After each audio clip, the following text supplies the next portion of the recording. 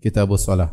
Kitabus Shalah, dan ini pembahasan yang sangat penting karena berkaitan dengan rukun Islam kedua setelah syahadatain, yaitu iqamatus shalah, mengerjakan salat.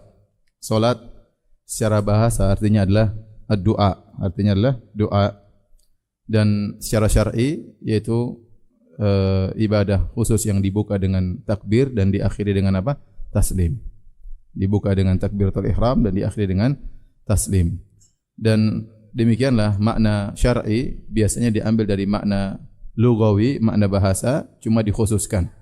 Jadi kalau kita artikan secara terminologi atau secara istilahi, bahwasanya salat adalah doa khusus, yaitu doa yang dirangkai dalam suatu gerakan-gerakan yang dibuka dengan takbiratul ihram dan ditutup dengan taslim. Oleh karenanya benar-benar kandungan doa dalam salat sangat nampak. Hampir seluruh gerakan isinya apa? Doa. Hampir seluruh gerakan isinya doa. Mulai dari doa iftitah, isinya juga adalah doa. A'udzubillahi minasyaitonirrajim juga isinya apa? Doa. Al-Fatihah juga ihdinas siratal mustaqim, isinya juga doa. Kemudian tatkala kita ruku, ya, maka kita mengagungkan Allah Subhanahu wa taala, dan terkadang Nabi berdoa dalam rukuknya, ya, subhanakallahumma rabbana wa bihamdika Allahumma ghfirli, dan itu Nabi baca tatkala Nabi akan meninggal dunia. Nabi memperbanyak baca doa tersebut, subhanakallahumma rabbana wa bihamdika Allahumma ghfirli. Nabi baca tatkala ruku dan tatkala sujud, sehingga para ulama khilaf, bolehkah berdoa dalam ruku? Pendapat yang benar boleh, namun asalnya doa dalam sujud. Namun jika ada yang berdoa dalam ruku diperbolehkan, karena Nabi pernah mempraktekkan dengan membaca salah satu doa ruku, subhanakallahumma rabbana wa hamdika Allahumma ghfirli. Allahumma ghfirli artinya apa? Ya Allah, ampunilah aku, ya. Kemudian i'tidal, ya. Kemudian setelah itu sujud juga penuh dengan doa, ya. Kata Nabi sallallahu alaihi wasallam, faqaminun aistajabu lakum. Adapun doa, wa ammar ruku' fa'adzimu fihi rabb. Adapun ruku' maka agungkanlah Allah. Wa ammas sujud fajtahidu fid du'a. Adapun sujud maka bersungguh-sungguh dalam berdoa. Faqaminun aistajabu lakum. Maka sangat mudah dikabulkan doa kalian tatkala sujud. Kemudian tatkala duduk di antara dua sujud, berdoa juga, Rabbi ghfirli, Rabbi ghfirli, Rabbi ghfirli. Ya Allah, ampunilah aku, ampunilah aku, ampunilah aku. Bahkan sebagian ulama mengatakan boleh kita tambah Rabbi ghfirli wali walidayya warhamhuma kama rabbayani shaghira. Boleh. Ini pendapat yang lebih kuat, tetapi asalnya kita berdoa dengan doa Nabi, Rabbi ghfirli, Rabbi ghfirli, Rabbi ghfirli, atau Rabbi ghfirli warhamni wajiburni. Ini semua isinya doa, ya. Jadi intinya salat dipenuhi dengan apa? Doa. Belum lagi sebelum tasyahud kita juga berdoa. Kemudian diakhiri dengan salam. Dan demikianlah selalu istilah-istilah terminologi atau istilah-istilah syar'i diambil dari makna secara bahasa kemudian dikhususkan. Contohnya seperti kita masuk pada bab pertama, bab kaifa furidat as-salawat fil Isra. Saya enggak tahu di Fathul Bari ini, saya bawa nuskhah syarah Sahih Bukhari-nya Syekh Utsaimin rahimahullah taala. Bab tentang bagaimana diwajibkannya salat tatkala Isra Mi'raj. Tatkala Isra Mi'raj. Wa qala Ibnu Abbasin, berkata Ibnu Abbas radhiyallahu anhuma, haddatsani Abu Sufyan fi hadithi Herakl. Abu Sufyan menyampaikan aku tentang hadis Heraklius, ya. Kita tahu pada sekitar tahun ke-6 Hijriah atau ke-7 Hijriah setelah perjanjian Hudaybiyah, ya. Ini terjadi pada tahun 6 Hijriah. Setelah itu entah tahun ke-6 atau tahun ke-7, maka Abu Sufyan berdagang ke negeri Syam, kemudian dia dipanggil oleh Heraklius, yaitu kaisarnya Romawi. Kemudian Heraklius bertanya-tanya kepada Abu Sufyan, ini sudah kita baca di awal-awal Sahih Bukhari dalam kitab Badi'il Wahyi, permulaan wahyu bagaimana. Di antaranya Heraklius bertanya kepada Abu Sufyan, "Wa madza ya'murukum?" Apa yang diperintahkan Muhammad kepada kalian? Maka Abu Sufyan menjawab, "Ya'muruna bis salati was sidqi wal afaf." Bahwasanya Rasulullah sallallahu alaihi wasallam, Muhammad itu memerintahkan kami untuk salat, untuk jujur, dan untuk berakhlak yang mulia. Ya. Ini dalil bahwasanya salat adalah ciri khasnya kaum muslimin, diketahui oleh musuh-musuh Allah. Tatkala itu Abu Sufyan masih musyrik radhiyallahu anhu, dan waktu ditanya apa yang disuruh, maka yang pertama disebutkan bis salat. Nabi menyuruh kami untuk apa? Untuk salat. Berarti fokus Nabi waktu menyuruh salat, Nabi benar-benar fokus untuk menyuruh salat. Kemudian hadis berikutnya Al-Imam Al-Bukhari rahimahullah berkata, qala haddatsana Yahya bin Bukair, qala haddatsana Laits an Yunus an Ibnu Syihab an Anas bin Malik qala, dari Anas bin Malik beliau berkata, kana Abu Dzar yuhadditsu anna Rasulullah sallallahu alaihi wasallam qala. Kata Anas bahwasanya Abu Dzar pernah menyampaikan hadis bahwasanya Rasulullah sallallahu bersabda. Di sini hadis sahabat meriwayatkan dari sahabat, ya. Anas meriwayatkan dari siapa? Abu Dzar. Berkata Nabi sallallahu alaihi wasallam, "Furija an saqfi baiti wa ana bi Makkah." Ya, bahwasanya dibukakanlah atap rumahku dan aku waktu itu masih di Mekah. Fanazala Jibril, ini proses Isra dan Mi'raj. Hadis tentang Isra Mi'raj banyak, ya. Di antaranya dikumpulkan oleh Syekh Al-Albani rahimahullah taala dalam rangkaian kisah Isra Mi'raj, ya. Karena ada sebagian riwayat yang lemah, ada sebagian riwayat yang tidak berurutan dengan baik, ya.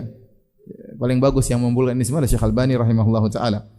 Intinya Nabi bercerita waktu masih di Mekah, karena Isra Mi'raj terjadi Nabi masih di Mekah dengan ijma' ulama, ya. Atap rumahku dibuka dan aku masih di Mekah. Fanazala Jibril, maka turunlah Jibril. Fafaraja sadri, kemudian Jibril pun membelah dadaku. Dan Rasulullah SAW dibelah dadanya 2 kali. Yang pertama tatkala Nabi masih di Taif, waktu di bawah asuhan Halimah As-Sa'diyah di kampung Bani Sa'ad.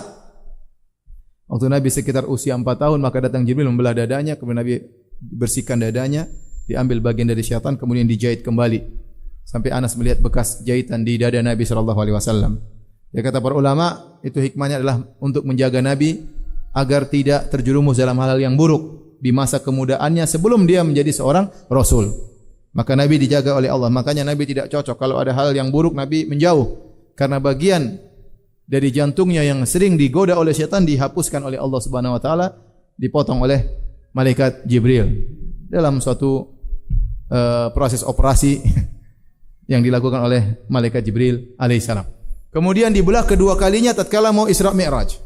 Nabi akan bertemu dengan Allah, akan mendengar langsung perkataan Rabbul Alamin, akan sampai pada tempat yang sangat tinggi. Yang kata sebagian ulama bahkan malaikat Jibril pun mundur, Nabi saja sendiri sampai pada tempat tersebut. Maka Nabi SAW harus dibersihkan dadanya untuk bisa sampai untuk menyiapkan diri, ya, bisa sampai kepada tempat tersebut. Jadi Nabi SAW dibelah dadanya 2 kali. Thumma ghasalahu bima'i Zamzam, kemudian dada Nabi dibersihkan oleh malaikat Jibril dengan air Zamzam. Thumma ja'a bi tastin min dhahabin mumtali'in hikmatan wa imanan, kemudian didatangkan sebuah tempayan terbuat dari emas yang penuh dengan hikmah dan iman. Fa afraghahu fi sadri, kemudian hikmah dan iman tersebut dituangkan oleh malaikat Jibril ke dada Nabi sallallahu alaihi wasallam. Tsumma atbaqahu, kemudian ditutup oleh malaikat Jibril. Itu proses semua Nabi lihat. Nabi dioperasi oleh malaikat Jibril dan Nabi melihat semua prosesnya. Makanya Nabi cerita kepada para sahabat. Dan ini semua ya mungkin, ya.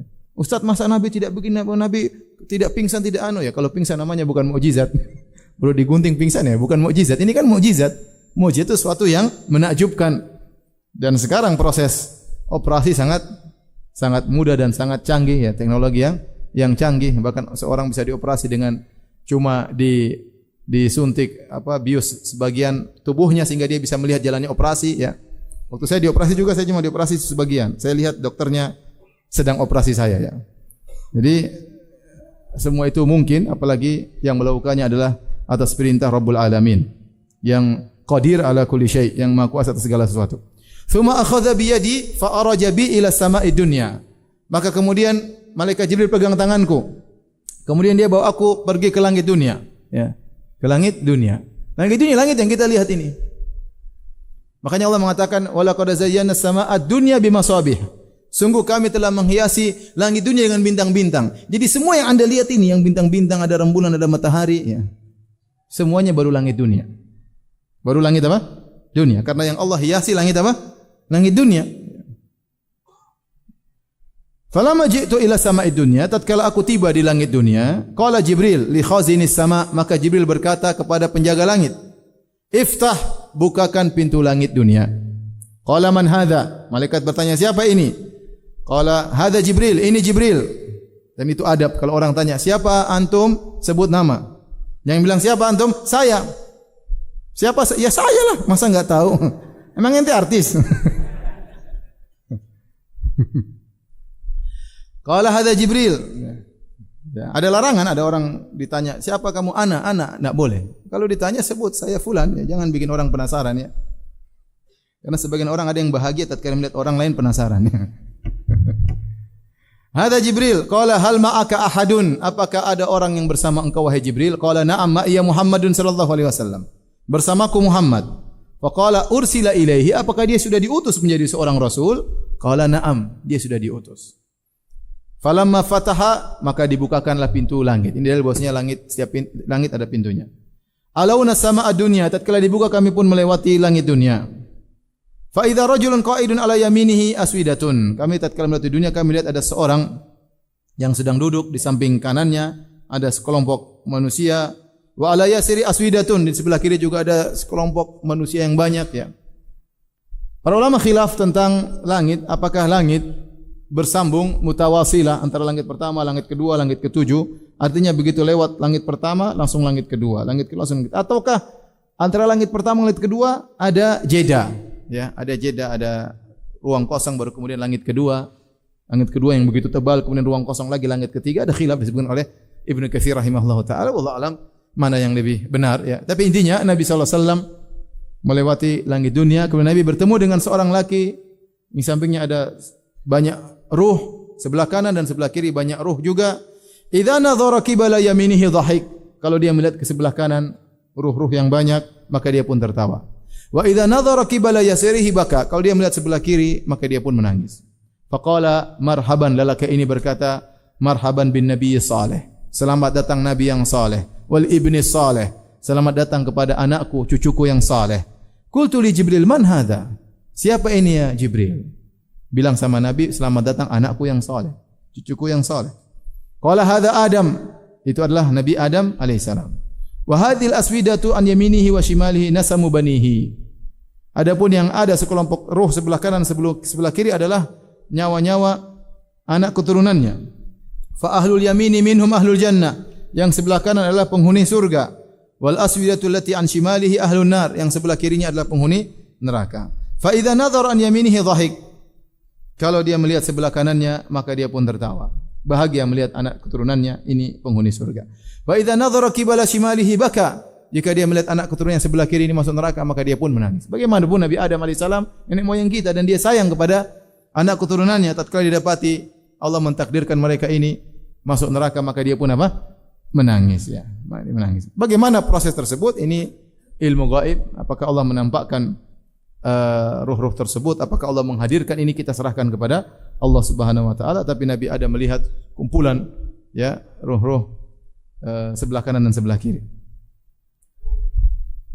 Hatta arajabi ila sama'i tsaniyah. Kemudian malaikat Jibril alaihissalam bawa aku lagi menuju ke langit kedua. Faqala li khaziniha, tatkala sampai di langit kedua, maka Jibril berkata, "Iftah, bukalah." Faqala lahu khazinuha misla ma qala al-awwal fafataha. Maka penjaga langit kedua bertanya seperti penjaga langit pertama. "Siapa engkau?" "Aku Jibril." "Siapa yang bersamamu?" "Muhammad." "Apakah sudah diutus?" "Sudah." Maka dibukalah pintu langit kedua. Qala Anas radhiyallahu anhu berkata, "Fa dzakara annahu wajada fis samawati Adam wa Idris wa Musa wa Isa wa Ibrahim salawatullahi alaihim."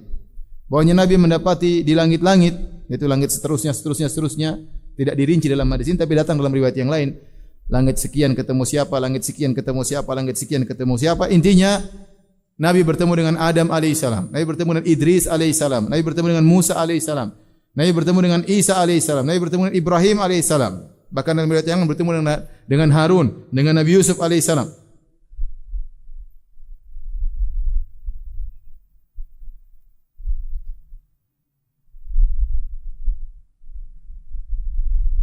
Walam yathbut kaifa manaziluhum, dan tidak disebutkan bagaimana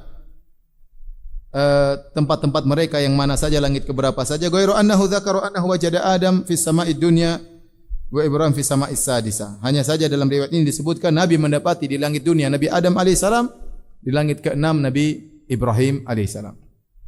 Dalam riwayat yang lain langit ke-7. Ini ada khilaf masalah ini.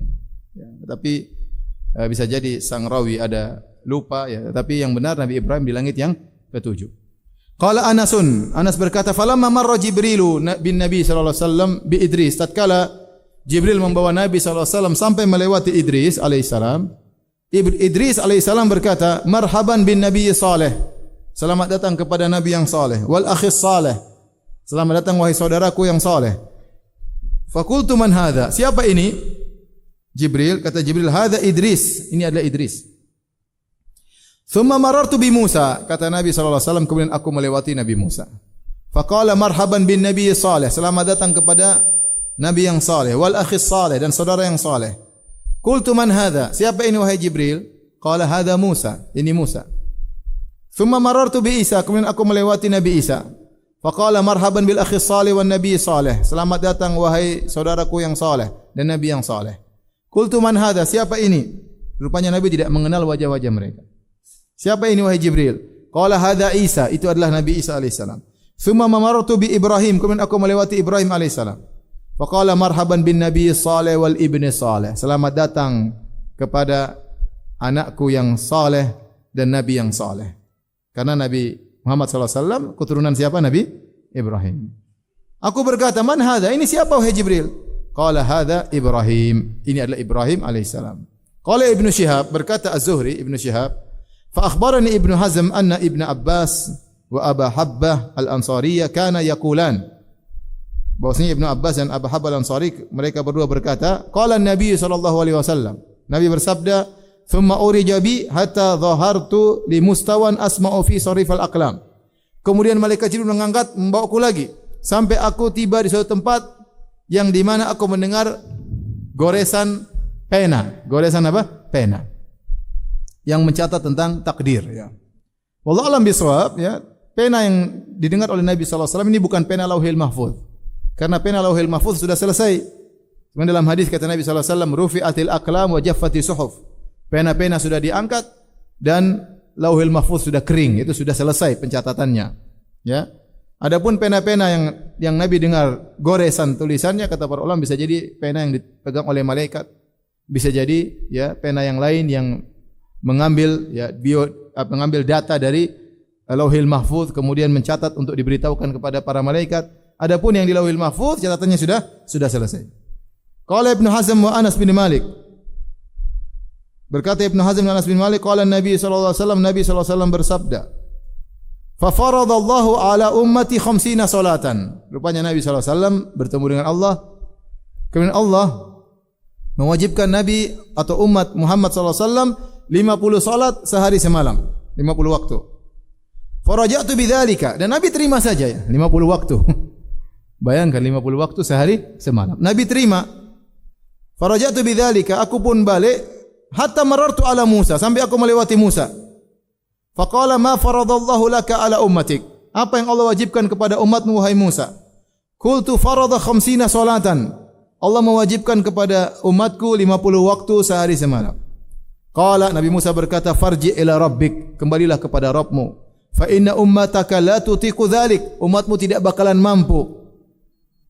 Faraja'ani, maka Nabi Musa ya diskusi dengan aku ya, menyuruh aku untuk kembali ya. Maka Nabi sallallahu alaihi wasallam kembali kepada Allah Subhanahu wa taala, fa wada'a syatraha, maka Allah pun menggugurkan setengah, yaitu 50 jadi 25. Sebagian riwayat mengatakan, sebagian ulama memahami maksudnya 55. Setiap Nabi balik 50 jadi 45. Balik lagi 45 jadi berapa? 40. Balik lagi 35. Balik lagi 30. Balik lagi 25. Balik lagi sampai tinggal 5. Ada yang mengatakan balik tinggal 25. Balik lagi kurang setengah jadi tinggal 13 misalnya. Seperti itu. Ya, ini tidak ada bilangan yang jelas. Intinya Nabi balik kepada Allah Subhanahu wa taala. Faraja'tu ila Musa, aku kembali kepada Musa. Nabi turun ketemu Nabi Musa. Qultu wada'a syatraha, aku berkata Allah sudah gugurkan setengahnya. Faqala raji' rabbak, kembalilah lagi kepada Tuhanmu. Fa inna ummataka la tutik, umatmu tidak mampu 25 kali sehari semalam. Faraja'tu, aku balik lagi kepada Allah Subhanahu wa taala. Ya, meminta keringanan kepada Allah. Fa wada'a syatraha, Allah turunkan lagi, kurangi setengahnya. Ya mungkin 13, tinggal 12. Faraja'tu ilaihi, aku lewat lagi Nabi Musa. Nabi Musa berkata, "Irji' ila rabbik." Balik lagi. Fa inna ummataka la tutiku dzalik, umatmu tidak mampu untuk salat 12 kali atau 13 kali sehari semalam. Faraja'tuhu, aku kembali kepada Allah, aku minta keringanan kepada Allah Subhanahu wa taala. Akhirnya terakhir kata Allah, hiya khams, 5 waktu saja sehari semalam. Wa hiya khamsun, dan pahalanya 50 waktu. La yubaddalul qawlu ladayya, tidak akan berubah keputusanku di sisiku. Faraja'tu ila Musa, aku turun lagi ketemu Nabi Musa. Kata Nabi Musa, raji' rabbak, kembali lagi. Sungguhnya kami Bani Israel, dalam riwayat kami Bani Israel sudah mencoba dan kami tidak mampu. Sehingga sebenarnya Allah mengatakan Bani Israel juga mereka diwajibkan untuk salat namun kurang dari 5 waktu sehari semalam. Maka Nabi Musa karena sayang kepada umat Muhammad sallallahu alaihi wasallam, Nabi Musa tidak ingin umat Muhammad tidak mampu menjalankan tugas tersebut 5 waktu. Dia merasa masih berat. Ya, maka Nabi Musa berkata, kembali lagi kepada Rabbmu, minta kekurangan, jangan 5. Ya. Fakultu istahyaitu min Rabbi. Kata Nabi, aku malu ketemu dengan Rabbku lagi, minta kekurangan. Alhamdulillah Nabi Muhammad SAW ketemu Nabi Musa. Kalau tidak ketemu kita yang repot ya. Yang 50 waktu sehari semalam, siapa yang kuat ya akhi? 5 waktu saja setengah-setengah mati jalan sambil miring-miring menuju masjid. Apalagi salat subuh. Apalagi 50 waktu sehari semalam ya. Gimana mau kerja, gimana mau ini, berat ya. Tapi ini semua ada hikmahnya. Ini dalil bahwasanya Allah sangat mencintai ibadah salat. Seandainya manusia mampu, Allah akan wajibkan 50 waktu sehari semalam. Saking cintanya Allah kepada ibadah ini. Tetapi alhamdulillah yang wajib cuma 5. Wajib cuma 5 dan ini suatu yang sangat logis. Kita sendiri butuh dengan salat tersebut. Subuh kita bangun, yang pertama kita ingat Tuhan kita. Berjalan waktu mungkin sekitar 12 jam, zuhur lama kita enggak ingat Allah, perlu kita ingat Allah lagi, salat zuhur lagi. Karena hati ini kalau tidak diperbaiki maka akan semakin usang iman kita. Makanya Nabi sallallahu alaihi wasallam, innal imana la yakhlaqu fi jawfi ahadikum. Sungguhnya iman dalam hati kalian menjadi usang. Ya, apalagi ribut, ngobrol sama macam-macam, bicara dunia, kemudian melihat yang macam-macam medsos, kemudian berita ini, berita fitnah sana, fitnah sini. Kita butuh lagi untuk ingat Allah, salat zuhur. Setelah salat zuhur, makan siang, tidur, bangun, perlu ingat lagi waktu asar. Asar dengan banyak kegiatan, ketemu istri, ngobrol sana sini. Maghrib perlu ingat lagi, isya perlu ingat lagi. Maka 5 waktu adalah waktu yang pas agar seorang selalu mengingat Rabbnya. Ya, agar seorang selalu mengingat Rabbnya dengan hikmah yang Allah kehendaki. Kata Rasulullah SAW, istahyaitu min Rabbi. Aku malu ketemu dengan Rabbku. Kalau Nabi naik lagi mungkin jadi sekali sehari. Karena kurangnya 5 ya. Qadarullah ya. Ini Allah yang takdirkan itu yang terbaik. Faman talaqa bi hatta intaha bi ila sidratil muntaha. Ya. Kemudian aku dibawa lagi oleh Jibril sampai pada sidratul muntaha. Ya. Wa ghasyiyah alwanun la adri ma hiya. Sidratul muntaha adalah tempat yang sangat indah. Kemudian kata Nabi, ditutupi dengan warna-warna yang indah dan aku tidak tahu apa itu warna-warna tersebut. Tsumma udkhiltul jannah, kemudian aku dimasukkan ke dalam surga. Fa idza fiha habailul lu'lu'. Tiba-tiba aku melihat ada habail lu'lu'. Habail lu'lu' ini Ibnu Hajar menyebutkan dalam Fathul Bari ya. Qadarullah bukunya saya tidak bawa ya. Intinya ada 2 pendapat ya, di antaranya maksudnya ada tali-tali yang berisi dengan mutiara-mutiara ya. Ada yang mengatakan maksudnya kubah yang isinya penuh dengan mutiara-mutiara. Intinya menggambarkan tentang keindahan surga. Wa idza turabuha al-misk. Tiba-tiba aku dapati ya tanahnya terbuat dari apa? Dari misik. Dari misik. Kita lanjutkan pada hadis nomor 350. Imam Al-Bukhari Abu Abdullah rahimahullah berkata, qala haddatsana Abdullah bin Yusuf qala akhbarana Malik an Salih bin Kaisan an Urwah ibn Zubair an Aisyah qalat. Dari Aisyah radhiyallahu taala anha, Ummul Mukminin, beliau berkata, faradallahu salata hina faradaha raq'ataini fil hadar was safar. Sungguhnya Allah Subhanahu wa taala mewajibkan salat ketika pertama kali diwajibkan adalah 2 rakaat. baik tatkala mukim fil hadar atau mukim maupun tatkala sedang safar. Fa uqirrat salatu safar, maka yang safar tetap dipertahankan 2 rakaat wa zida fi salatil hadar. Adapun salat mukim ditambah. Babun wujubus salati fi thiyab. Bab tentang wajibnya salat pakai baju ya, atau pakai kain. Ini Al-Imam Al-Bukhari membawakan bab ini untuk menjelaskan tentang wajibnya satrul aurah, wajibnya menutup aurat. Wajibnya menutup aurat. Adapun dalilnya wajib menutup aurat tatkala salat, maka Imam Bukhari membawakan beberapa dalil. Yang pertama, wa qaulullahi ta'ala, firman Allah Subhanahu wa taala, khudzu zinatakum inda kulli masjid. Ya bani Adam, khudzu zinatakum inda kulli masjid. Wahai anak-anak Adam, ambillah perhiasan kalian di setiap masjid. Wa man shalla multahifan fi thawbin wahid. Demikian juga orang yang tentang orang yang salat dengan menyelimutkan tubuhnya dengan satu kain, Wa yuzkar an Salamah ibn al-Aqwa anan Nabi sallallahu alaihi wasallam qala, dan disebutkan dari Salamah ibn al-Aqwa bahwasanya Nabi sallallahu alaihi wasallam berkata, yazurruhu walau bi syaukah.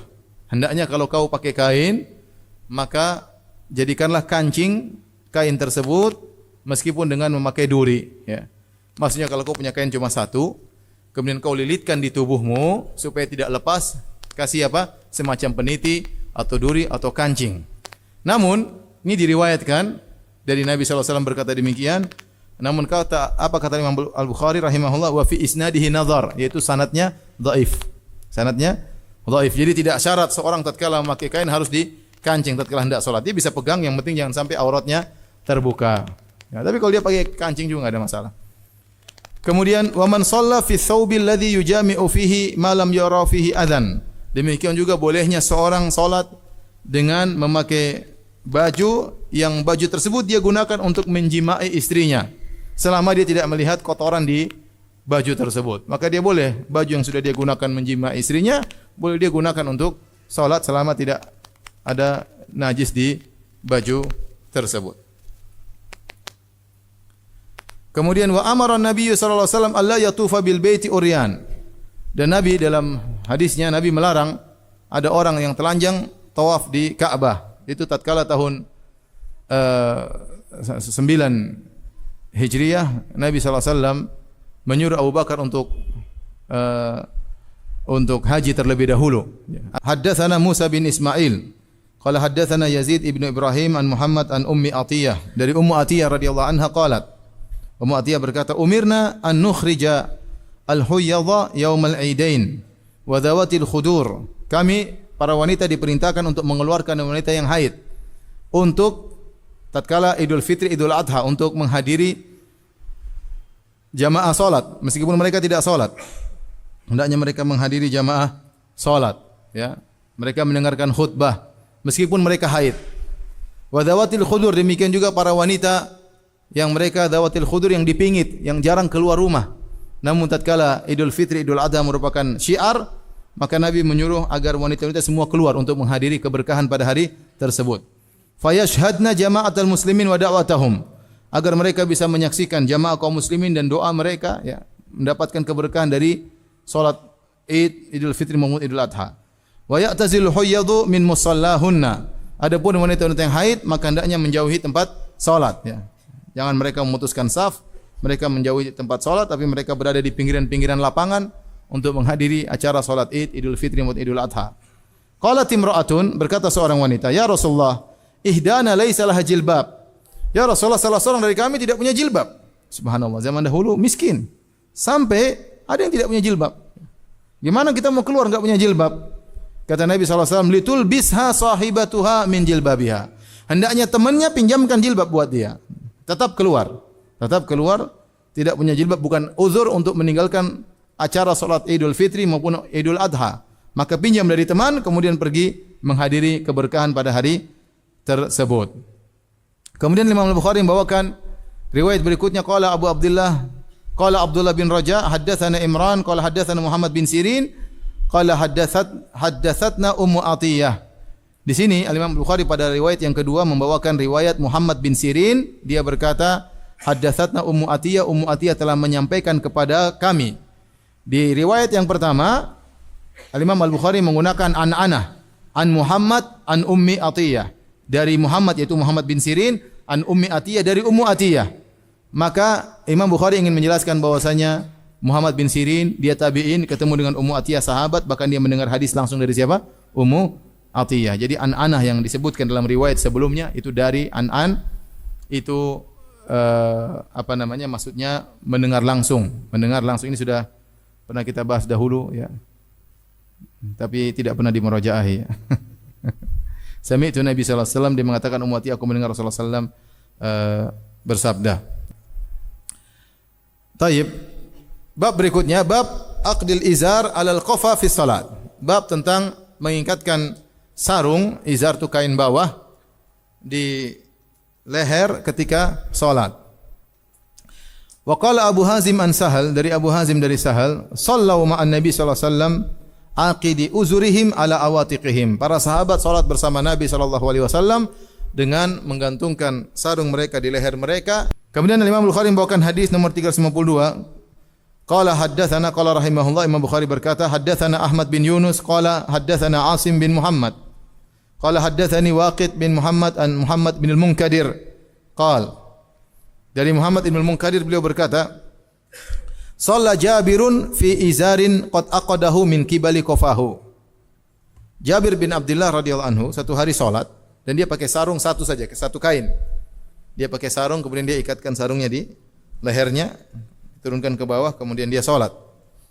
Wa siyabuhu mawdu'atun 'alal misjab. Adapun dia punya baju tapi jubahnya dia lepas, dia gantungkan di misjab. Misjab itu semacam kayu yang dipasang ya dengan kaki yang terbuka sehingga di atasnya bercabang untuk gantungin sesuatu. Ya, untuk gantungin apa? Sesuatu ya. Di antaranya untuk gantung apa? Baju. Terkadang untuk gantung ember dan yang lainnya. Itu namanya misjab. Jadi aneh Jabir bin Abdullah radhiyallahu anhu ini aneh. Dia punya baju, dia tidak pakai untuk salat, dia gantungin, dia salat cuma pakai apa? Sarung dan dia ikat di lehernya. Orang alim sahabat. Kenapa enggak pakai baju? Bajunya malah digantungin, kemudian apa? Salat pakai sarung aja. Kemudian faqala lahu qail, ada yang tanya sama dia. Tusalli fi izarin wahid? Engkau salat hanya pakai sarung doang. Baju taruh di situ. Maksudnya apa enggak sopan salat sama Allah begitu? Apa enggak gini apa? Kenapa salat cuma pakai apa? Sarung. Yang masalah yang diprotes siapa? Seorang sahabat, orang alim. Apa jawaban Jabir bin Abdullah? Dengan jawaban yang keras kata dia radhiyallahu anhu, "Inna ma sana'tu dzalik liyarani ahmaqu mithluk." Saya ini salat kayak begini supaya dilihat orang bahlul seperti ente kata. Maksudnya jadi Jabir bin Abdullah sengaja salat seperti itu untuk menjelaskan bolehnya salat seperti itu. Saya pernah hajian sama seorang dari Kashmir. Waktu itu kita hajian di Mekah dan kita jadi penterjemah masyayikh yang ceramah. Setiap dia mau tidur, dia ke toilet, setelah itu dia keluar, dia pakai sarung, terus handuk itu dia taruh di sini. Sisi Allahu Akbar. Saya kaget.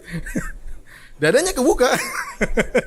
Dadanya kebuka. Cuma pakai sarung aja, terus handuk yang dia pakai buat mandi dia taruh di sini. Allahu Akbar. Masyaallah. Salat pakai handuk. Saya pikir secara hukum sah. Maksud saya, apa enggak ada baju yang lain? Tapi ya, kali ini di zaman sahabat oke lah. Sahabat mungkin handuk aja enggak punya. Tapi ini nanti ada jubah macam. Allahu Akbar. Masya Allah. Saya pikir dia bercanda. Cuma gantungin sarung sarung terus pakai handuk. Sudah. Allahu Akbar. Yang penting nutup dua apa? Bahu. Allahu Akbar. Ya sudah, dia orang alim, daripada saya dibilang bahlul. Saya diam aja lah. Inilah Jabir bin Abdullah, sengaja dia sholat seperti itu, bajunya dia gantung, dia nggak pakai baju, dia pakai sarung aja. Dan betul ada orang bahlul yang nanya-nanya. Akhirnya tanya, kenapa anda sholat, wahai Jabir, kok pakai sarung doang? Kata Jabir, saya melakukan ini supaya dilihat oleh orang bodoh seperti ente. Kemudian Jabir berkata, perhatikan, ayyuna kana lahu thawbani ala ahdi Nabi sallallahu alaihi wasallam. Siapakah di antara kami di zaman Nabi yang punya dua kain? Enggak ada, kami semua punya cuma satu-satu aja. Bagaimana miskinnya para sahabat? Siapa sampai seakan-akan hanya sedikit yang punya baju cuma dua kain, maksudnya izar sama selendang. Sampai Jabir berkata, "Ayyuna kana lahu thawbani ala ahdi Nabi sallallahu alaihi wasallam?" Siapa sih di antara kami para sahabat yang punya dua kain? Dua helai kain. Semuanya rata-rata punya cuma apa? Satu. Menunjukkan bagaimana miskinnya para sahabat. Hadis berikutnya nomor 353 berkata Imam Al-Bukhari rahimahullahu taala, qala haddatsana Mutarrif Abu Mus'ab, qala haddatsana Abdurrahman ibnu Abil Mawali an Muhammad bin Al-Munkadir, dari Muhammad bin Al-Munkadir qala, dia berkata, raaitu Jabir ibn Abdullah yusalli fi thawbin wahid. Aku melihat Jabir bin Abdullah salat pakai satu kain saja, satu helai kain. Wa qala, dan dia berdalil, dia berkata, raaitu Nabi sallallahu alaihi wasallam yusalli fi thawbin. Aku lihat Nabi pernah salat hanya pakai sehelai apa? Sehelai kain. Ya. Bab as-salat fi thawbil wahid multahifan bihi. Bab salat dengan menggunakan satu kain dengan melilitkan pada tubuh. Qala Az-Zuhri fi hadithihi, Az-Zuhri seorang tabi'in, dalam hadisnya dia menafsirkan al-multahif al-mutawashshih. Al-multahif yaitu seorang yang menggunakan, disebut dengan al-mutawashshih. Apa itu al-mutawashshih? Wa huwa al-mukhalif baina tarafaihi ala atiqaihi. Yaitu dia menggunakan kain di bawah, kemudian dia lemparkan ke sebelah kanan, lemparkan sebelah kiri. Jadi kainnya ya dipakai, kemudian dilemparkan, jadi di bawah tertutup, di atas juga tertutup. Ini menunjukkan kain sarungnya harus panjang ya.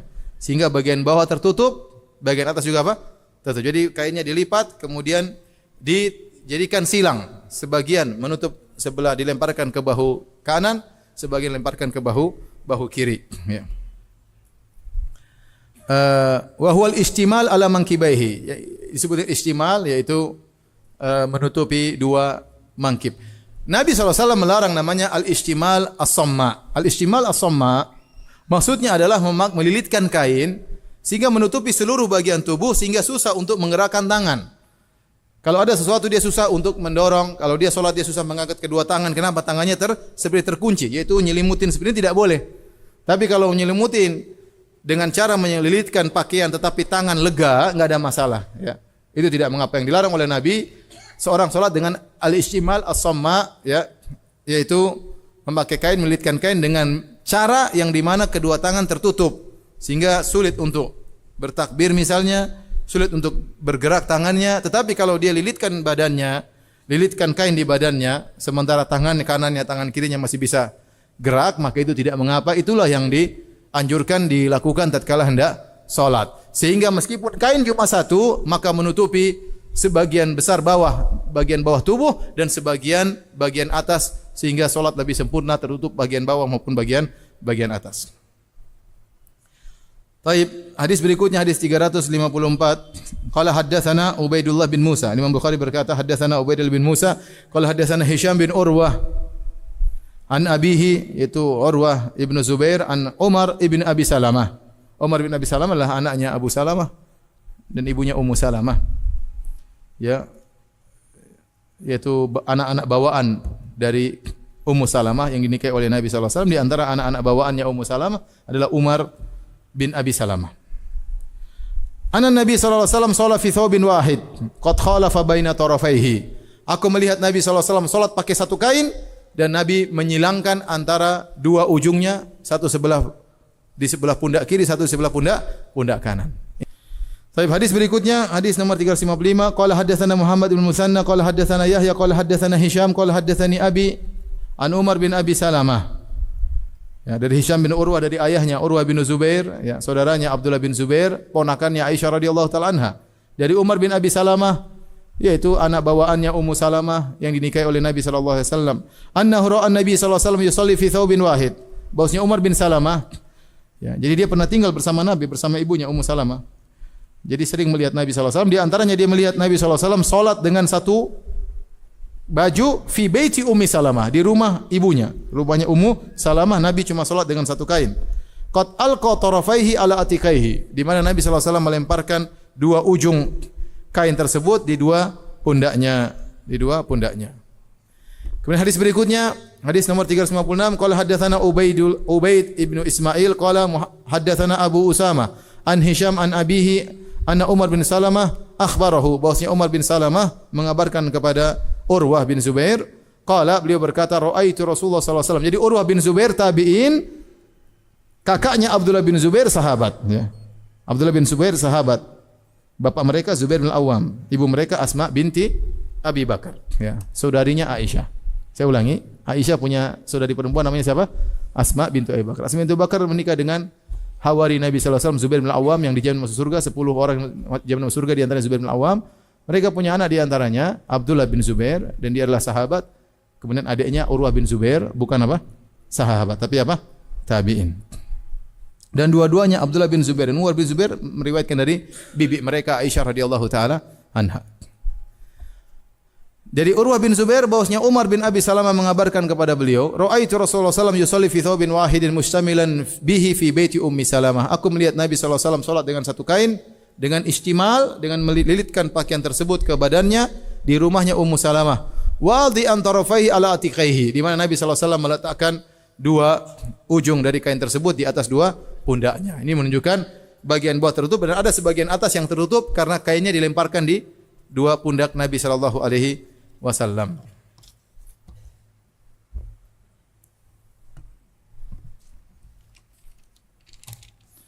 Baik, kita lanjutkan. Hadis nomor 375, qala haddatsana Ismail ibnu Abi Uwais qala haddatsani Malik ibnu Anas an Abi Nadhr maula Umar ibnu Ubaidillah anna Aba Murrah maula Ummi Hani binti Abi Talib akhbarahu annahu sami'a Ummu Hani binta Abi Talib yaqul. Ini hadis dari Ummu Hani. Ummu Hani adalah saudarinya Ali bin Abi Talib, saudara kandung, satu ayah satu ibu.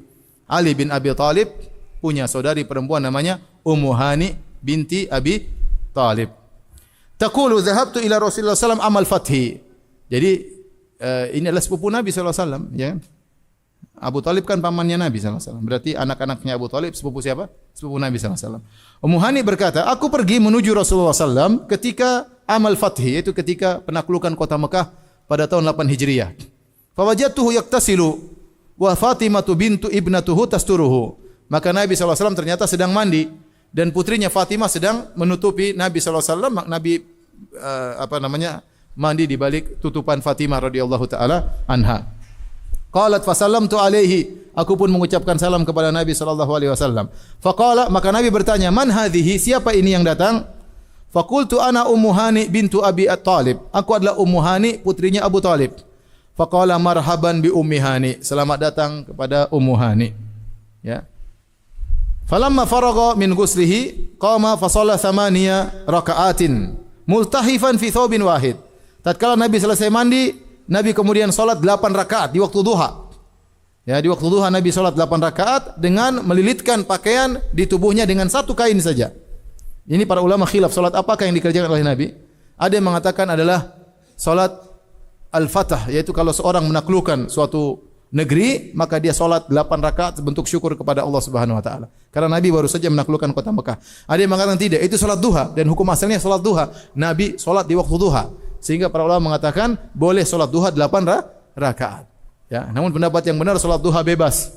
Terserah mau berapa rakaat bebas, yang minimal 2 rakaat, maksimal terserah. Tetapi Nabi pernah salat 8 rakaat. Datang dalam sebagian riwayat 12 rakaat. Tapi yang lebih rajih boleh salat kapan saja, yang penting dari waktu duha 15 menit setelah matahari terbit sampai kira-kira 7 menit sebelum azan zuhur, itu masih boleh waktu salat duha. Yang terbaik adalah sekitar jam 10 pagi. Namun kali ini Nabi salatnya 8 rakaat dengan satu kain saja. Falaman sarafa qultu ya Rasulullah. Tatkala beliau selesai salat, aku berkata, ya Rasulullah, za'ama ibnu ummi annahu qatilun rajulan qad ajartuhu.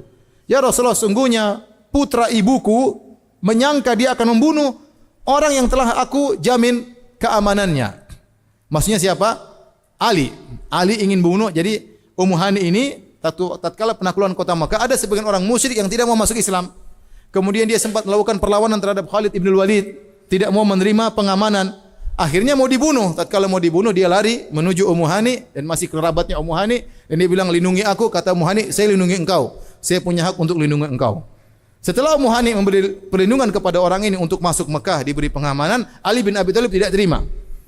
Ali bin Abi Thalib, saudara kandungnya, mengatakan, saya akan bunuh orang tersebut. Maka Ummu Hani lapor kepada Nabi SAW. Paham gak tidak antum ceritanya? Saya sudah semangat ini. Saya ulangi. Fatu Makkah, Nabi masuk memerang. Banyak orang yang menyerah dan banyak orang yang menerima pengamanan. Mereka masuk di rumahnya Abu Sufyan aman. Mereka masuk ke Masjidil Haram aman. Sebagian melakukan perlawanan. Ada yang berusaha melawan Khalid bin Walid. Ya. Di antara orang melawan tersebut ada seorang yang kemudian setelah itu dia lari, kemudian minta perlindungan kepada siapa? Ummu Hani. Tolong lindungi saya. Kata Ummu Hani, silakan masuk, saya akan menjadi jaminan bagimu. Rupanya saudaranya Ali bin Abi Thalib tidak terima, saya akan bunuh orang itu meskipun kau lindungi. Maka Ummu Hani pun lapor kepada Nabi sallallahu alaihi wasallam. Dia mengatakan, za'ama ibnu ummi, sungguhnya saudaraku, putra ibuku, maksudnya Ali bin Abi Thalib radhiyallahu anhu, menyangka dia akan membunuh seorang lelaki yang telah aku lindungi. Fulan ibnu Hubairah, yaitu Fulan ibnu Hubairah namanya. Faqala Rasulullah sallam, maka Rasulullah sallam mengatakan, qad ajarna man ajarti ya Ummu Hani. Tenang wahai Ummu Hani, orang yang kau jamini aku juga jamin keselamatannya. Jadi Ali bin Abi Thalib enggak boleh bunuh dia. Qalat Ummu Hani, kata Ummu Hani, kejadian tersebut wa dzaka duhan, di waktu duha. Artinya pertemuan Nabi salat tersebut adalah di waktu duha. Nomor 358, Imam Al-Bukhari rahimahullah berkata, qala haddatsana Abdullah bin Yusuf qala akhbarana Malik an Ibnu Syihab, ya. An Sa'id ibn al-Musayyib an Abi Hurairah radhiyallahu anhu anna sa'ilan sa'ala Rasulullah sallallahu alaihi wasallam anis salati fi thawbin wahid. Ya, bahwasanya ada seorang bertanya kepada Rasulullah SAW tentang bagaimana hukumnya salat pakai satu helai kain. Faqala Rasulullah SAW, awali kullikum thawban. Apakah setiap kalian punya dua helai kain? Tentunya tidak. Oleh karenanya tentunya boleh seorang hanya salat meskipun menggunakan satu helai kain. Hadirin hadirat yang dirahmati Allah Subhanahu wa taala, kita lanjutkan bahasan kita dari pembahasan Sahih Al-Bukhari. Kita masuk pada bab yang kelima. Babun idza shalla fi thawbil wahidi falyaj'al ala atiqaihi. Jika seorang salat dalam satu lembar kain, maka hendaknya dia menjadikan kain tersebut di kedua pundaknya, di kedua bahunya. Imam Al-Bukhari berkata, qala haddatsana Abu Asim an Malik an Abi Zinad an Abdurrahman Al-A'raj an Abi Hurairah qala Nabi sallallahu alaihi wasallam, Rasulullah SAW bersabda, la yusalli ahadukum fi thawbil wahid laisa ala atiqihi syai'un. Janganlah salah seorang dari kalian salat di satu lembar pakaian yang di mana tidak ada satupun di atas kedua bahunya. Kemudian hadis berikutnya kata Imam Al-Bukhari rahimahullahu taala, qala haddatsana Abu Nuaim qala haddatsana Syaiban an Yahya bin Abi Katsir an Ikrimah qala sami'tuhu aw kuntu sa'altuhu qala sami'tu Abu Hurairah yaqul, ya. Aku mendengar Abu Hurairah atau aku bertanya kepada Abu Hurairah, di mana aku mendengar Abu Hurairah berkata, asyhadu anni sami'tu Rasulullah sallallahu alaihi wasallam yaqul, aku bersaksi bahwasanya aku mendengar Rasulullah SAW bersabda, man shalla fi thawbin falyukhalif baina tarafaihi. Barang siapa yang salat dengan selembar kain, maka hendaknya dia menyilangkan di antara ujungnya. Itu sebagian dilemparkan ke bahu kanan, sebagian dilempar di bahu kiri. Babun idza kana thawbu dhayyiqan. Ingat ini pembahasan buat laki-laki ya. Buat laki-laki. Kalau perempuan harus pakai kerudung, harus pakai mukena. Babun idza kana thawbu dhayyiqan. Dhayyiqan, bab tentang bagaimana kalau ternyata selembar kain tersebut sempit. Imam Al-Bukhari berkata, qala haddatsana Yahya bin Shalih qala haddatsana Fulayh ibn Sulaiman an Sa'id ibn al-Harith qala sa'alna Jabir bin Abdullah anis salati fi thawbil wahid. Kami bertanya kepada sahabat Jabir bin Abdullah radhiyallahu taala anhuma tentang bagaimana salat pakai selembar kain. Faqala kharajtu ma'an Nabi sallallahu alaihi wasallam fi ba'dhi asfarihi. Aku pernah bersafar bersama Nabi sallallahu alaihi wasallam dalam sebagian safar beliau. Faji'tu lailatan li ba'dhi amri. Maka aku datang pada suatu malam karena ada sebagian urusanku. Fawajadtuhu yusalli. Aku dapati Nabi sedang salat malam. Wa alayya thawbun wahid. Dan aku hanya pakai satu lembar kain. Fashtamaltu bihi, maka aku melilitkan kain tersebut di badanku. Wa sallaitu ila janibihi. Kemudian aku bermakmum di samping kanan Nabi sallallahu alaihi wasallam. Falamman sarafa, tatkala Nabi sallallahu alaihi wasallam selesai salat, maka beliau bertanya, "Mas suraya Jabir, apa gerangan engkau keluar di malam hari wahai Jabir?" Ada urusan apa? Fa akhbartuhu bihajati. Maka aku kabarkan kepada Nabi tentang urusanku. Falamma faraqtu, tatkala aku sudah selesai mengabarkan, Nabi berkata, "Ma hadha istimalu, ma hadha al-istimalu alladhi ra'ait?" Wahai Jabir, apa itu melilitkan? Istimal, kenapa kau melilitkan pakaianmu seperti itu, kainmu tatkala hendak salat? Qultu kana thawbun, hanya satu lembar kain wahai Rasulullah. Maka Nabi berkata, fa in kana wasi'an faltahif bihi. Kalau memang lembar kainmu luas, lebar, maka lilitkanlah, tidak ada masalah. Wa in kana dhayiqan fattazir bihi. Tapi kalau ternyata sempit, cukup sarungan aja. Cukup sarungan aja, tidak perlu dililitkan untuk menutup bagian atas tubuh. Baik. Hadis berikutnya, Imam Al-Bukhari berkata, qala haddatsana Musaddad. Qala haddatsana Yahya an Sufyan, qala haddatsana Abu Hazim an Sahal qala kana rijalun yusalluna ma'an Nabi sallallahu alaihi wasallam aqidi uzurihim ala anaqihim ka hayati sibyan. Dahulu para sahabat, para lelaki, di antara mereka ada yang salat bersama Nabi, yaitu sallallahu alaihi wasallam bermakmum di belakang Nabi sallallahu alaihi wasallam, aqidi uzurihim, sambil mengikatkan sarung mereka di leher mereka seperti anak-anak. Anak-anak mungkin main, sarungnya diikatkan di leher, kemudian mereka berlari-lari. Ya. Wa qala lin nisa, ya, maka Nabi berkata kepada para jamaah wanita, la tarfa'na ru'usakunna hatta yastawi ar-rijalu julusan. Wahai ibu-ibu, wahai para wanita, jangan kalian bangkit dari sujud terlebih dahulu. Tunggu sampai laki-laki sudah benar-benar duduk. Baru kalian angkat kepala kalian. Baik, kita lanjutkan bab as-salatu fil jubbah asy-syamiyah. Bab tentang salat di pakaian yang dari negeri Syam. Asyamiyah maksudnya pakaian yang didatangkan dari negeri Syam. Negeri Syam dahulu adalah negerinya orang-orang Nasara. Maksudnya bagaimana hukumnya memakai baju yang dijahit oleh orang-orang Nasara. Ya. Dibahas oleh Al-Imam Al-Bukhari rahimahullahu taala. Beliau menukil, wa qala al-Hasanu fi thiyabi yansijuha al-majusiyyu. Al-Hasan Al-Basri, seorang ulama tabi'in rahimahullahu taala, berpendapat tentang baju yang dijahit oleh lelaki Majusi dari Persia. Bagaimana salat dengan baju tersebut atau memakai baju tersebut? Lam yara biha ba'san. Menurut Hasan Al-Basri enggak ada masalah. Hasan Al-Basri mengatakan tidak ada masalah. Karena kita tahu kaidah mengatakan al-aslu fil asya at-taharah. Hukum asal segala sesuatu adalah suci. Sampai ada dalil yang menunjukkan dia najis. Kita pegang apa saja, misalnya ini hukumnya apa? Saya bilang hukum asalnya suci. Air dalam juga hukum asalnya suci. Sampai kita tahu bahwasanya dia najis atau haram. Hukum asal sesuatu adalah hukum asal segala sesuatu adalah suci dan halal. Kita tidak mengeluarkan sesuatu dari hukum asal sampai ada dalil yang jelas menunjukkan dia haram atau dia najis. Nah, kalau ada pakaian datang dari Cina misalnya atau dari Eropa misalnya, atau beli baju di Belanda misalnya, lagi liburan beli baju di Belanda, kita bilang hukum asalnya baju tersebut suci, tidak najis, kecuali ada dalil yang menunjukkan dia najis misalnya. Ternyata ternajisi, baru kita bilang najis. Selama tidak ada dalil yang menunjukkan dia najis, ya maka tidak apa-apa kita sholat pakai baju tersebut meskipun yang bikin orang kafir. Ya. Baik. Wa qala Ma'mar berkata, ra'aitu az-Zuhriyya, juga seorang tabi'in Az-Zuhri, yalbasu min thiyabil yamani, di mana Az-Zuhri memakai pakaian dari negeri Yaman, ma subigha bil baul, yang pakaian tersebut terkena air kencing. Baik. Kemudian yang ketiga, kata riwayat yang ketiga atau asar yang ketiga, kata Imam Al-Bukhari, wa shalla Aliun fi thawbin ghairu maksur, dan Ali bin Abi Thalib salat memakai baju yang belum dicuci, maksudnya baju baru. Baju baru belum dicuci, Ali salat pakai baju tersebut. Kembali kepada kaidah asal bahwasanya asal dalam segala sesuatu adalah apa? Suci. Al-Imam Al-Bukhari berkata, qala haddatsana Yahya qala haddatsana Abu Muawiyah anil A'mash an Muslim an Masruq an Mughirah ibn Syu'bah.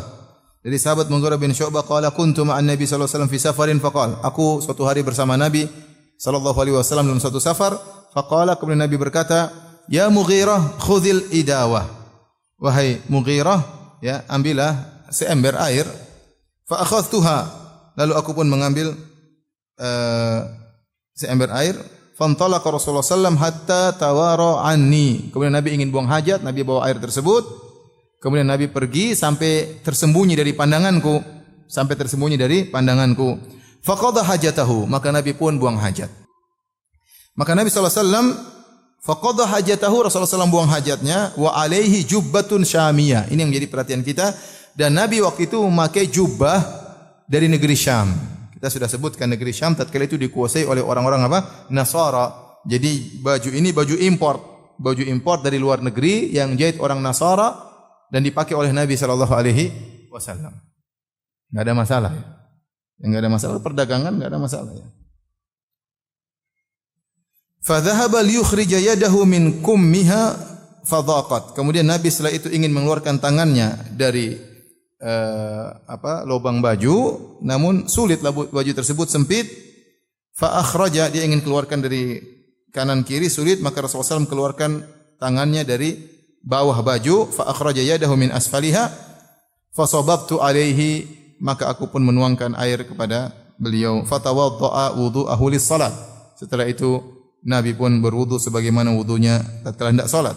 Wa masa ala khuffaihi, kemudian Nabi waktu wudu Nabi hanya mengusap dua khufnya, tidak melepaskan dua khufnya, hanya mengusap di atasnya. Tsumma shalla, kemudian Nabi pun salat. Baik, kita masuk pada pembahasan berikutnya. Bab karahiyatut ta'arri fi shalat. Bab tentang dibencinya seorang telanjang tatkala sedang salat ya. Seorang tidak boleh terbuka auratnya tatkala sedang salat kecuali dalam kondisi darurat. Dalam kondisi apa?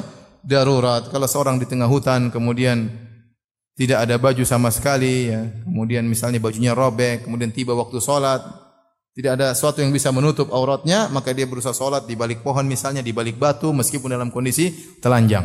Karena salat tidak boleh ditinggal apapun kondisinya. Apapun kondisinya. Ibadah yang tidak boleh ditinggal apapun kondisinya, di antaranya salat. Tapi kalau sengaja bertelanjang maka tentunya tidak boleh dan batalkan salat.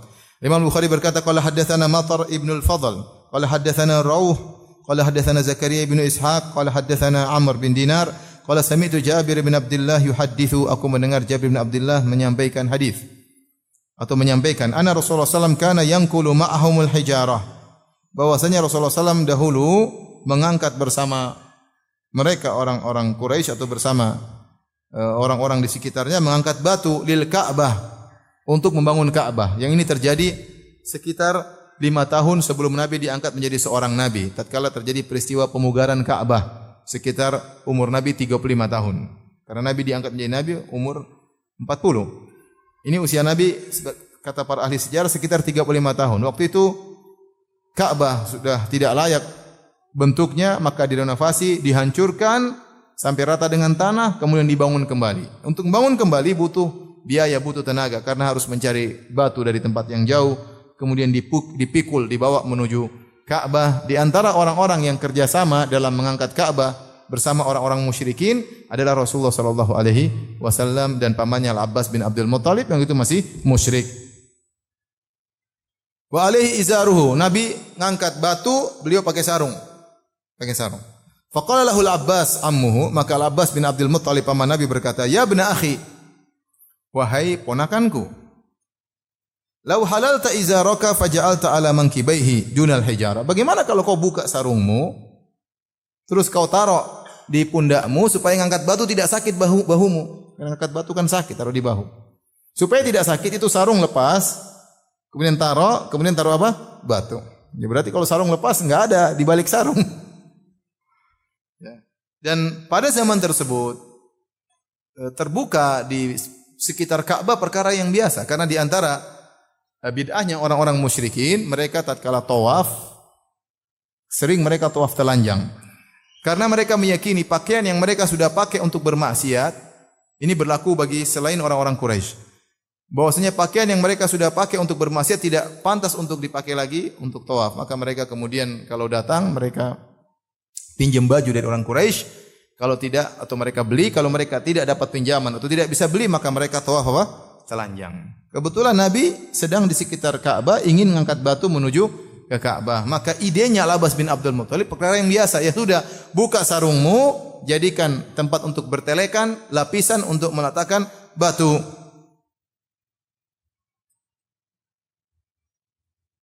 Qala fahallahu faja'ala 'ala mankibaihi, maka Nabi pun buka, kemudian dia ingin meletakkan di atas pundaknya, fasaqata maghsyiyan alaihi, tiba-tiba Nabi terjatuh, dipingsankan oleh Allah Subhanahu wa taala. Jadi dia mau buka, mau taruh, tahu-tahu pingsan. Allah tidak ingin aurat Nabi terlihat. Famaru ya ba'da dzalik uryanan, maka Nabi sallallahu alaihi wasallam tidak pernah terlihat setelah itu dalam kondisi tidak berpakaian atau dalam kondisi telanjang. Taib, bab berikutnya bab as-salatu fil qamis was-sarawil wat-tubban wal qaba. Bagaimana hukumnya salat memakai gamis ya. Was-sarawil pakai sirwal yaitu celana panjang ya. Wat-tubban, tuban itu celana pendek yang tidak mungkin cuma sampai di lutut, tidak sampai ke betis, itu namanya tuban. Wal qaba, al qaba yaitu baju semacam jubah, ada lengan kanan, lengan kiri, tetapi bajunya tidak ada kancingnya. Sehingga kalau orang jalan dipegang baju tersebut. Tetapi dia juga punya lubang kanan, lubang kiri, ya. Tapi kainnya tidak ada kancingnya sehingga orang kalau pegang mau pakai baju tersebut sambil dipegang, itu namanya qaba. Bagaimana hukum solat di menggunakan baju-baju tersebut? Imam Al-Bukhari berkata, qala haddatsana Sulaiman bin Harb, qala haddatsana Hammad bin Zaid an Ayyub an Muhammad, itu Muhammad bin Sirin an Abi Hurairah, qala dari Abu Hurairah beliau berkata, qama rajulun ila Nabi sallallahu alaihi wasallam. Seorang berdiri kepada Nabi sallallahu alaihi wasallam, fasa'alahu anis salati fi thawbil wahid. Maka kemudian dia bertanya kepada Rasulullah, "Ya Rasulullah, bagaimana hukum seorang salat pakai satu lembar kain?" Satu lembar kain saja. Ini sudah kita bahas pada pertemuan lalu. Apa jawaban Nabi sallallahu alaihi wasallam? Awa kullukum yajidu thawbaini? Apakah semua kalian punya dua lembar kain? Artinya banyak di antara sahabat yang punya kain cuma apa? Satu. Ya. Kalau diharuskan solat pakai dua kain, berat bagi mereka. Bisa jadi mereka tidak solat. Karena baju mereka cuma satu lembar. Mereka gunakan untuk apa? Sarungan. Ya. Bagaimana miskinnya para sahabat. Thumma sa'ala rajulun Umar. Kemudian ada seorang bertanya kepada Umar bin Khattab. Faqala, orang itu berkata tentang, "Ya Umar, apakah boleh pakai baju satu saja, satu lembar kain?" Maka Umar menjawab, "Idza wasa'allahu fa'ausi'u." Kalau Allah lapangkan hartamu, ya sudah lapangkan, enggak ada masalah. Ya, pakai baju dua lapis enggak ada masalah, pakai baju yang bagus. Selama kalau Allah mudahkan ya pakai baju yang bagus. Kalau sulit ya jangan dipaksa, satu kain sudah cukup untuk salat. Jama'a rajulun alaihi thiyabahu. Ya, maka seorang kemudian mengumpulkan bajunya untuk dia pakai salat. Shalla rajulun fi izarin warida. Seorang boleh salat kata Umar pakai sarung dan selendang sebagaimana pakaian umrah. Umrah itu izar warida. Itu namanya izar yang di bawah, yang di atas namanya rida. Salat pakai begitu. Dan ini pakaian para sahabat dahulu. Terkadang mereka hanya sarungan saja. Terkadang ada sarungnya, ada apa? Izar, berarti agak kaya sedikit. Kemudian boleh fi izar wa qamis, boleh pakai sarung, pakai jubah, ini lebih kaya lagi. Fi izar wa qaba, atau pakai sarung dan qaba tadi pakaian yang ada kedua tangannya tapi tidak ada kancingnya sehingga dipegang. Fi sarawil warida, atau dia pakai celana panjang dan dia pakai selendang. Atau fi sarawil wa qamis, pakai celana panjang dan jubah seperti kita. Di bawahnya celana panjang, di atasnya jubah. Atau fi sarawil wa qaba, atau dia pakai celana panjang dan qaba tadi, baju yang tadi yang ada kedua lengannya tapi tidak ada kancingnya sehingga dipegang. Atau fi tubban wa qaba, atau pakai celana pendek mungkin cuma sampai paha atau sampai lutut. Kemudian pakai qaba, pakai jubah yang menjulur ke bawah tetapi dipegang. Atau fi tubban wa qamis, atau memakai tuban, pakai celana pendek dan jubah. Qala wa ahsabuhu qala fi tubban wa rida, dan boleh juga pakai celana pendek yang di bawah lutut kemudian pakai rida, pakai selendang. Intinya Umar mengatakan kalau punya uang ya salat dua model kain enggak ada masalah. Mau pakai ini dengan ini enggak ada masalah, ya. Yang penting terbawa, yang di bawah tertutup, yang atas juga apa? Tertutup, itu maksudnya. Kemudian hadis berikutnya Al-Imam Bukhari berkata, qala haddatsana Asim bin Ali, qala haddatsana Ibnu Abi Dhi'b an Az-Zuhri an Salim an Ibnu Umar. Dari Ibnu Umar radhiyallahu ta'ala anhuma, qala sa'ala rajulun Rasulullah sallallahu alaihi wasallam. Rasulullah seorang bertanya kepada Nabi sallallahu alaihi wasallam, "Ma yalbasul muhrim?" Apa yang dipakai oleh seorang yang sedang ihram? Qala la yalbasul qamis. Jadi ditanya sama Nabi, kepada Nabi, orang pakai ihram bajunya apa? Maka Nabi menyebutkan yang dilarang dipakai, yang dilarang dipakai. Seorang yang sedang ihram tidak boleh pakai gamis, tidak boleh pakai jubah. Wala sarawil, tidak boleh pakai celana panjang. Walal burnus, burnus pakaian yang ditempelkan di pundak, ya. Wala thauban massahu za'faran, dan tidak boleh pakai baju atau kain yang tersentuh dengan minyak za'faran, wala wars, dan juga minyak wars. Ini nama-nama minyak wangi. Faman lam yajidina alain, maka hendaknya pakai 2 sendal. Tapi kalau tidak dapat sendal, falyabisil khuffain, tidak mengapa pakai sepatu kalau tidak punya sendal. Wal yaqta'huma hatta yakuna asfala minal ka'bain. Tapi kalau punya sepatu, sepatunya dipotong, jangan sampai menutup kedua mata kaki. Harus di bawah mata kaki. Kemudian hukum ini diperselisihkan para ulama, mereka mengatakan mansukh, pakai sepatu tidak usah dipotong, enggak ada masalah.